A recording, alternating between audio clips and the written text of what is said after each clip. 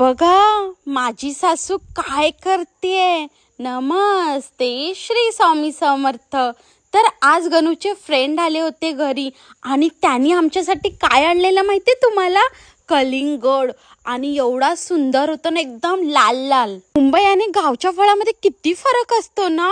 गावचे फळ एवढे टेस्टी लागतात आणि एकदम फ्रेश असतात। या वर्षी मी कलिंगड एवढे खाल्ले ना, गावी आल्यापासून माझा हा तिसरा कलिंगड होता। माझ्या सासूने सगळ्यांना बरोबर तुकडे केलेले आणि गणू तर तिकडेच जाऊन बसलेला सगळ्यात मोठा पीस उचलण्यासाठी। आज आमच्या घरी कोण आलेला माहितीये तुम्हाला? श्वेता आलेली आणि आचुली पण आलेली आणि आज त्यांच्यासोबत मी खूप मस्ती करणार आहे। आम्ही आमच्या बागेत ना नेहमीच फिरतो, म्हणून आम्ही आज असं ठरवलेलं की आज आपण ना आजूबाजूला घर आहे ना त्यांच्या बागेमध्ये जाऊया। मला ना थोडी भीती पण वाटत होती, कारण इकडे ना लोकांनी बघितलं ना की कोणाच्या बागेमध्ये गेले की त्यांना येऊन नाव सांगतात की हे तुमच्या बागेमध्ये जाऊन तुमचं सगळं खाऊन टाकलं, पण ती लोकच येऊन पहिला खाऊन जातात। इकडे या काकींच्या बागेमध्ये काजू पण बघायला भेटले आम्हाला आणि त्यांनी फुलांची झाडं पण लावली होती। या काकींच्या एका झाडाला तर एवढी कोकम आली होती, पण ती अजून पिकलीच नाहीये। इकडे आम्हाला हे बघा अजून एक झाड बघायला भेटलं। या झाडाचं नाव होतं नागफणी।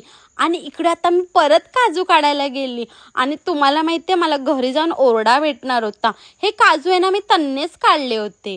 पुढे गेले तर बघतो तर काय, इकडे आम्हाला एवढा मोठा फणस पण भेटला होता। तो अजून पिकला नव्हता, पिकला असताना मी घेऊनच आली असती। हे फणसाचं झाड कोणाचे आम्हाला काहीच माहित नव्हतं, फक्त मला एवढं माहितीये की ती लोक आता इकडे राहत नाही। नंतर हे बघा आचुलीला कैरी लगेच दिसली। ही कैरी माहितीये कोणती? तोतापुरी। आचुलीने काढल्याच्या नंतर श्वेता कुठे ऐकते, ती पण गेली लगेच काढायला। सगळ्यात जास्त तर हीच पोरगी खुश झालेली कैरीला बघून। नंतर इकडे ह्या दोघांनी काढली आणि मला नाही भेटली। मग घरी जाऊन माझी सासू मला बोलणार की तुला काहीच येत नाही, म्हणून आता मी पण इकडे कैरी पाडत होते आणि मला सगळ्यात मोठी कैरी भेटलेली। या झाडाला फक्त 3च कैऱ्या होत्या। असं वाटत होतं आम्हाला कोणीतरी आमच्या तिघांसाठीच त्या कैऱ्या ठेवल्या होत्या। नंतर आम्हाला एक पण कैरी भेटली नाही। मग आम्ही तिथून लगेच निघालो कोणी बघायच्या पहिले। आम्ही घरी आल्याच्या नंतर मी गणूला बोलली मी तुझ्यासाठी काहीतरी आणलं आणि मी त्याला लगेच तोतापुरी आंबे दिले। माझी सासू तर एवढी खुश झालेली, कारण तोतापुरी आंबे इथे लवकर भेटतच नाही। याच्या पहिले माझ्या सासूने आंबे तोडून आणलेले आणि त्या आंब्याचं काय केलं माहितीये? सोलं केलेली। मी आणलेल्या तोतापुरी आंब्याचे इथे माझी सासू कट करून लोणच्याला टाकत होती। जर तुम्हाला आमचे ब्लॉग आवडत असेल तर नक्की लाईक, शेअर आणि सबस्क्राईब करा।